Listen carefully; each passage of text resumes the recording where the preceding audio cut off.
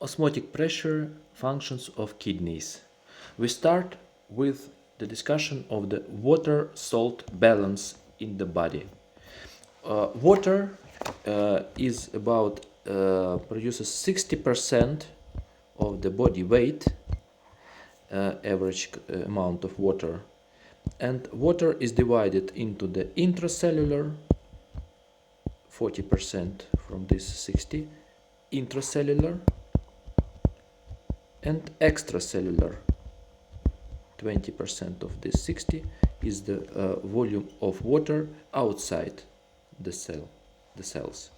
From this 25% is the water in the blood plasma.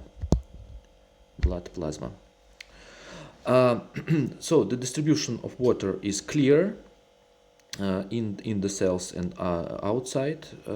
Then how the organism gets and how releases the water. So let's discuss this problem. The human organism exchange is about 2.5 liters per day.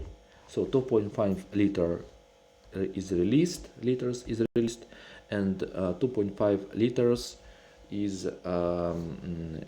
received each day by the body. How the water is released from the human organism? So approximately 1.5 liter of water is released with urine. Then 0.9 liter is released with evaporation of sweat, so sweat glands, and with respiration. And about 0.1 liter of water is released with feces, with gastrointestinal tract. How the organism gets the water. So first source is the food. So it's about 1 liter of water. 1 liter of water is received with food. Then about 1.2 liter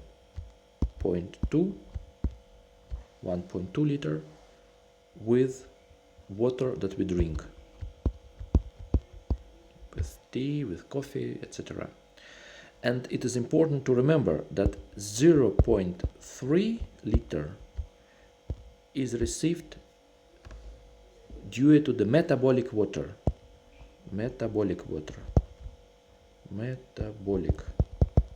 What does it mean?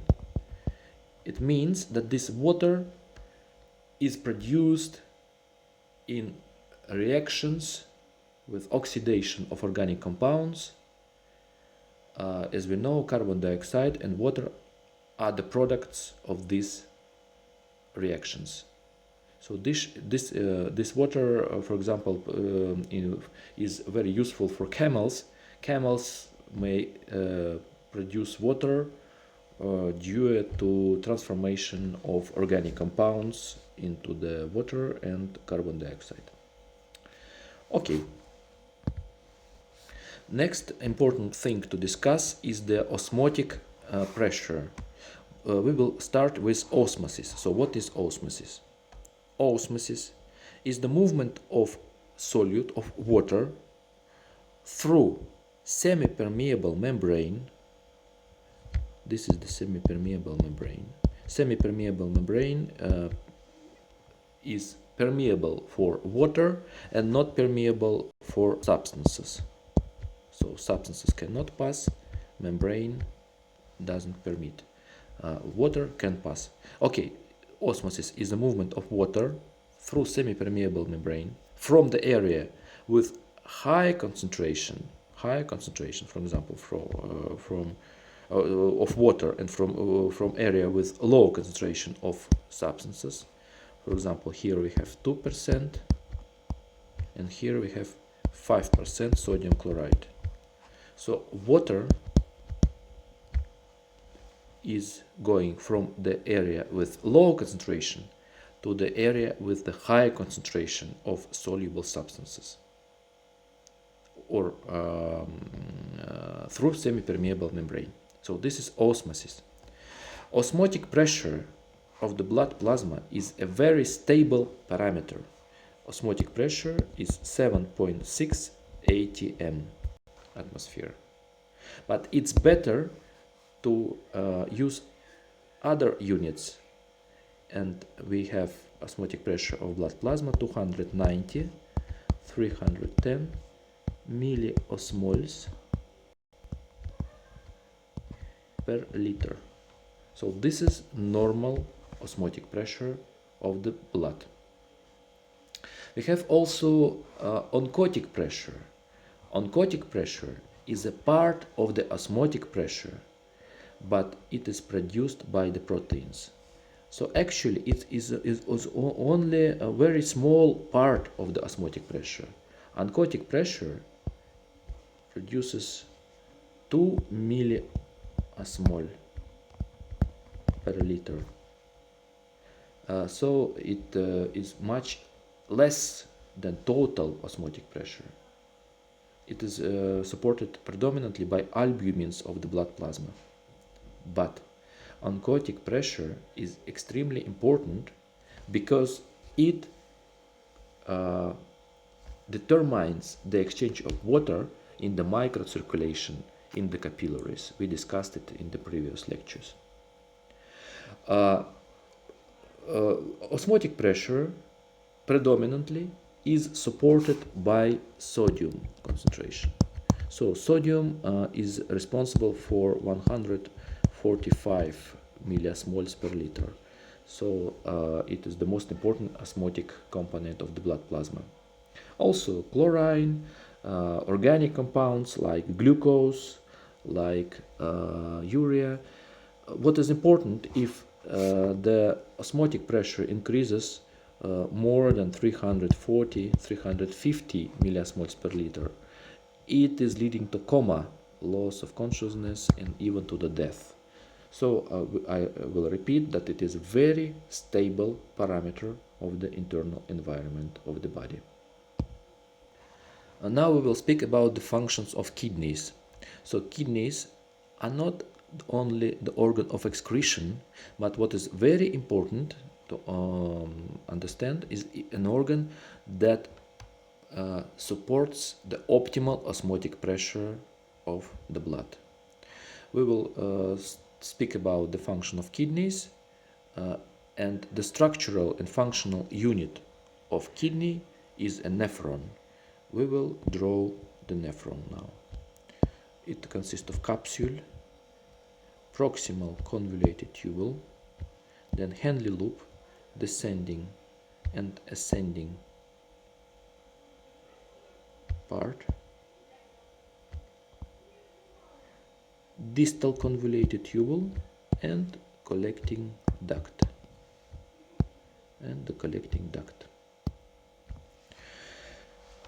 We have three processes of urine production. First is called filtration. Second is called reabsorption.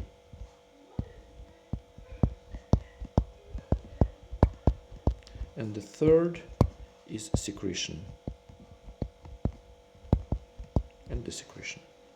So we will start with filtration. Okay. Filtration takes place in the capsule. In the capsule, we have very specific circulation of blood in the glomerulus, in the capillaries of kidneys. So here we have the blood pressure that is very high in the blood capillaries. It is 70 millimeters mercury. In normal capillaries, it was 2 times less, it was 20, 40 millimeters mercury. Here is 70. Why it is so high? Because renal artery starts from the abdominal aorta, where pressure is very high. Renal artery is very wide and short, so the pressure is not lost. And also, so-called afferent arteriole is wider than efferent arteriole. It is an additional factor. So the filtration is produced due to this high hydrostatic pressure of the blood, but effective filtration pressure is somewhat less than 70. It will be decreased by the pressure of the urine in the capsule. This is 20, pressure is 20, and also this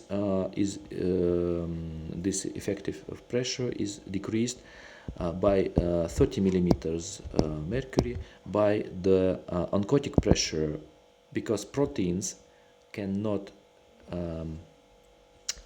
go from bloodstream, so they pull water back into the blood.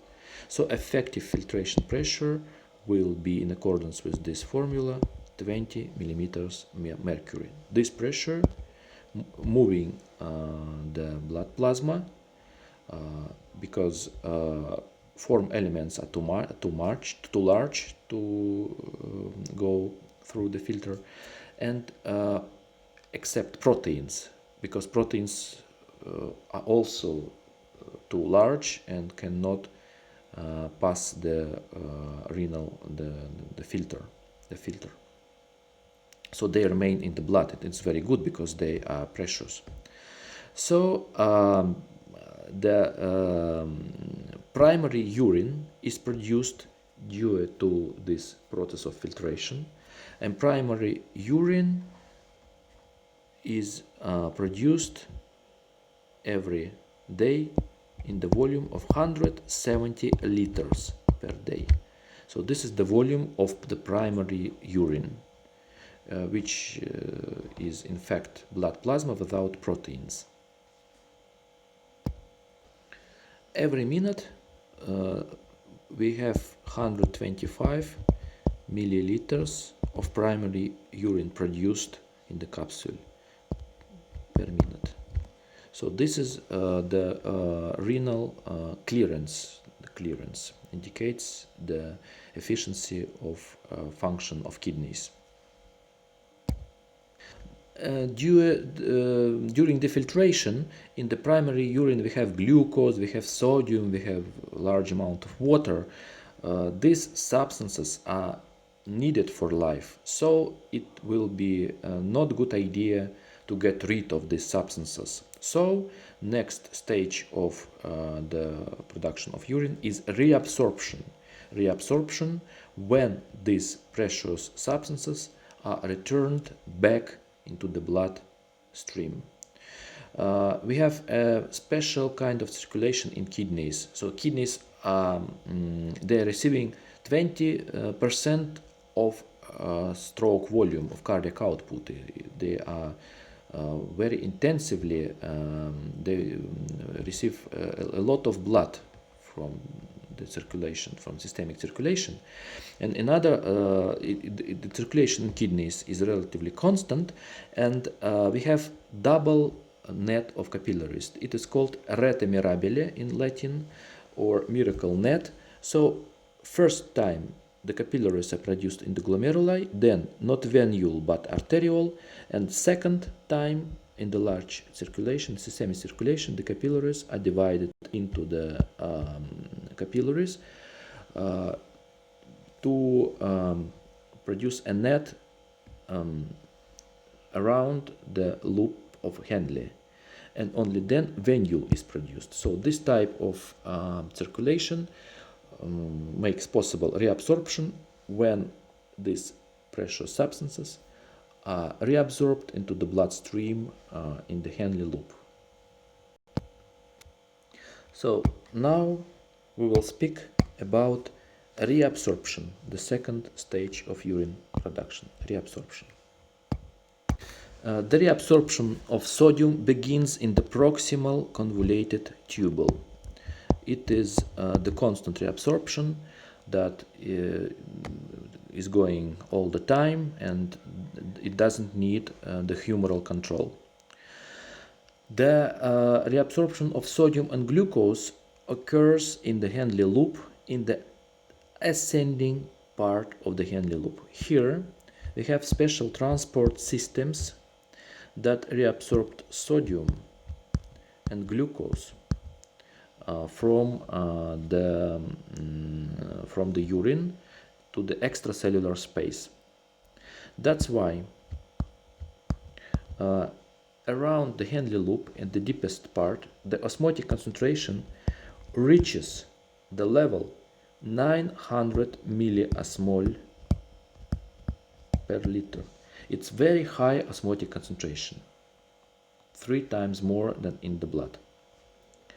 That's why in the descending part of the Henle loop, water is passively going to the extracellular space in accordance with osmotic concentration gradient. So organism doesn't need energy to reabsorb water. That's why this mechanism is called countercurrent multiplying mechanism of kidneys. It saves energy for the body. What we have as a result is that when primary urine is produced and is moving in the descending part of the loop of Henle, it is concentrated very intensively, and the volume of urine decreases substantially. In the ascending part of the loop of Henle, the urine loses ions, uses osmotic components, and became isotonic in comparison with blood in the collecting ducts. So, as a result, the volume of urine that is produced every day is about 1.5 liters. This urine is called secondary or final urine that may be released, and what is also important is that not all substances are reabsorbed. So we have substances that cannot be reabsorbed, for example creatinine, and we have substances like glucose that are reabsorbed. Such substances we will call threshold substances. Normal concentration of glucose in the blood is 3.3 5.5 millimoles per liter. If the level concentration of glucose will be more than 10 millimoles per liter, this is the threshold for glucose, the concentration of glucose in the urine will be too high, and the transport systems will not be sufficient to reabsorb glucose from the urine into the blood completely. So the glucose will remain in the urine. Therefore, it will keep water inside the urine, and as a result, the volume of urine will substantially increase. Such thing happens during diabetes mellitus, when increased concentration of glucose is leading to increased volume of urine and to increased consumption of water. Person drinks a lot. The problem is that glucose is a threshold substance that is reabsorbed. The third mechanism of urine production is called secretion. So secretion takes place also in the nephron. During the secretion, some unuseful, maybe toxic substances are released, especially from the blood to urine. For example, urea, some drugs may be also secreted into the urine, so organism gets rid of such substances. And now we will speak about the regulation of the urine production. We have in some effect of nervous system upon the urine production, but most important is the humoral control of the urine production. And here we have the regulation of reabsorption. So first hormone that we will discuss is aldosterone that coordinates the reabsorption of sodium, and after sodium, reabsorption of water in the distal convoluted tubule. So these are the effects of aldosterone. Organism loses potassium, K+, but water and sodium are reabsorbed, and the volume of urine, final urine, as a result of aldosterone, decreases. Aldosterone is a participant of renin-angiotensin-aldosterone system, and the key factor for aldosterone to be produced is the release of renin by kidneys. Another hormone that regulates the kidneys is ADH or vasopressin. It stimulates V2 receptors, vasopressin receptors type 2, on the collecting ducts. When ADH binds to these receptors, special molecules, aquaporins, are built in the collecting ducts, and they are channels for water. We have very high osmotic concentration here, as we already told. So we should only open the channels for water, and water will go to the extracellular space and to the bloodstream, and the volume of urine as a result will decrease. Antidiuretic hormone, ADH. We have also the hormone that will increase the volume of urine. This hormone is erythropeptide, which we mentioned. It is released in the atrium, in the heart, when heart is expanded with large volume of blood. This hormone is antagonist of renin and angiotensin system, will decrease the production of aldosterone, and it increases the volume of urine in the body. We sometimes will see patients with deficiency of ADH or with defect of V2 receptors. Such disease is leading to the large volume of final urine, and such disease is called diabetes insipidus. Diabetes, but not mellitus, diabetes insipidus. Now a pair of words about the thirst. We have several mechanisms of thirst. One mechanism is produced by the low volume of blood.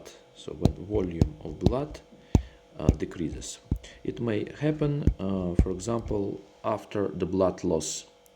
When a person is wounded and blood loss decreases the volume of blood. In this case, in kidneys, we know that circulation decreases and renin is produced. Renin activates angiotensin 2, and this is the peptide of thirst.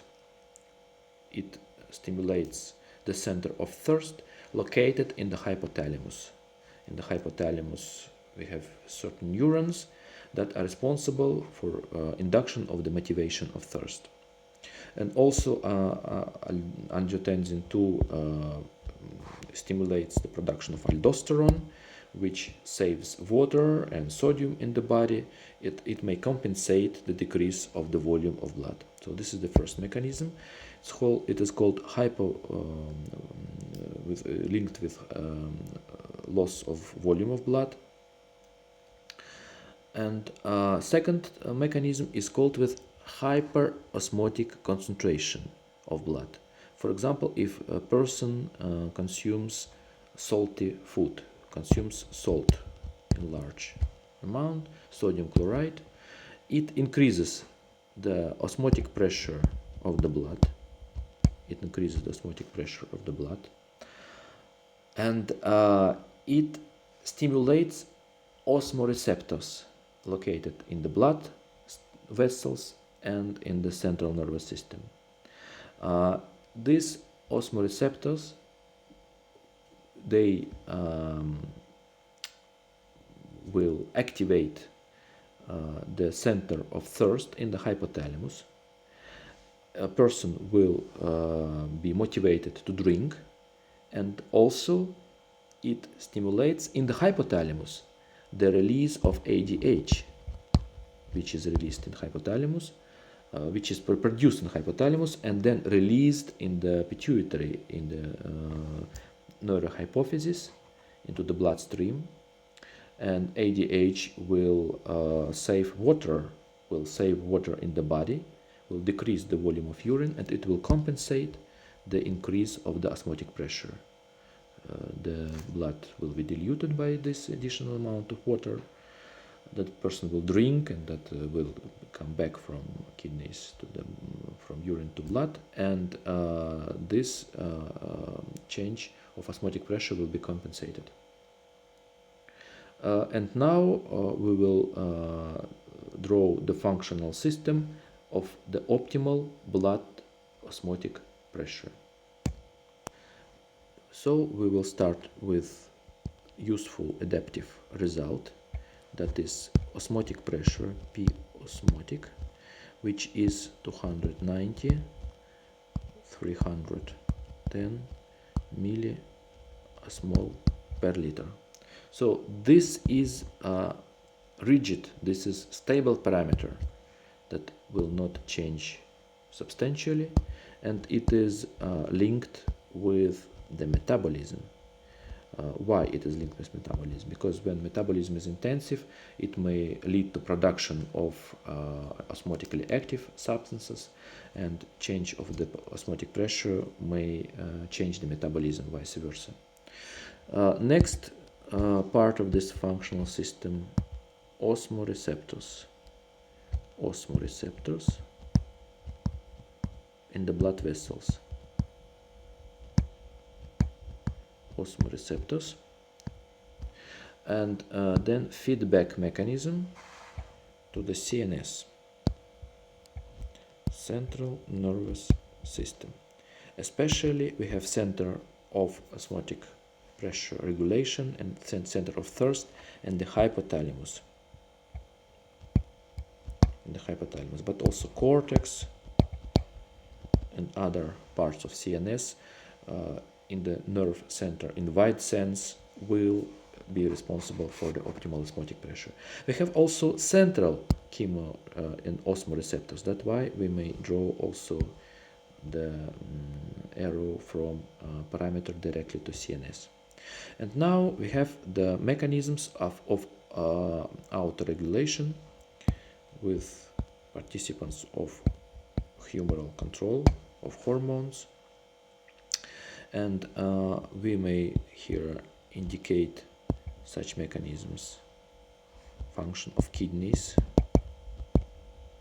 very important factor that is responsible for support of the optimal pressure, osmotic pressure. Then we may draw the function of lungs, evaporation of water, sweat glands. Also, we may here draw the cardiovascular system, intensity of circulation, and depot of blood also may compensate some changes of the osmotic pressure. So cardiovascular system and depot of blood. Also may draw here the function of gastrointestinal tract that also will take part in the regulation of the osmotic pressure. But also we should draw here the external link of the regulation, that is the behavioral regulation. In this functional system it plays crucial role, even more important than in the functional system of the optimal nutrients level in the blood, because we should drink every day many times, and so 2 days without water, 3 days or even less may be fatal. So here we should draw the behavioral link, and it is beginning with the search of water with mechanisms of thirst. So search of water, then consumption of water, and water is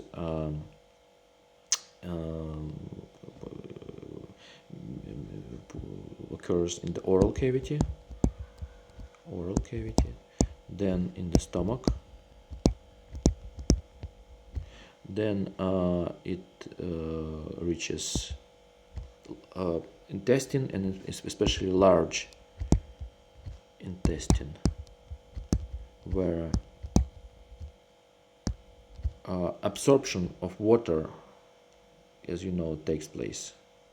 Absorption of water, and the water is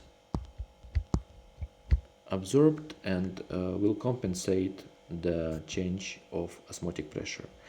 But what is interesting, this mechanism is called metabolic saturation, metabolic satiety. We also have so-called sensory mechanism of saturation with water, when water is in oral cavity, when it is in the stomach, we are already saturated. The water is not absorbed in sufficient amount in oral cavity and in the stomach, but still person feels that saturation. It is called sensory phase or sensory saturation. Sensory saturation from receptors of the oral cavity and from the stomach.